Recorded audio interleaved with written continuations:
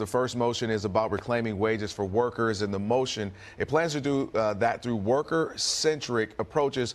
What goes into actually reclaiming these wages? Tell us a little bit more about that. Well, first of all, I think people think you go to work, you honest 40-hour work week, and you get paid. And LA County workers lose about $1.4 billion annually to wage theft. And so first of all, we need to let people know that. So it's going to be an outreach campaign. We're going to target industries that are more susceptible, high-risk industries, construction, home care, garment manufacturing. We're going to create a public dashboard so people know that this is an issue and some of the companies that are the big violators. And we're going to partner with worker organizations, because the way we find out now is that workers who have already been taken advantage of are expected to report. And so if we partner with worker organizations, we hope to increase the number of people who report the violation so we can go get their wages. Well, I was going to go somewhere else, but I want to ask you a little bit more about the wages. How is that happening? You know, to your point, if someone's working the 40 hours, I'm making $20 an hour, you kind of can do the math. How are these types of thefts happening? It is unscrupulous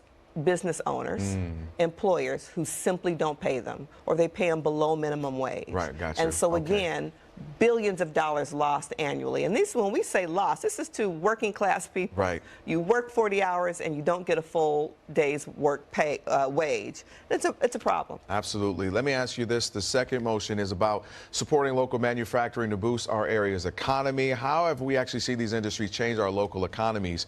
And also, what needs to be done to creating more manufacturing here in LA County? Well, the second motion that'll be before the board May 5th is called Made in LA. LA County alone has $8 billion annually purchasing power. For 10 million people, we buy a lot of things at the county, lots of goods and services. Exactly.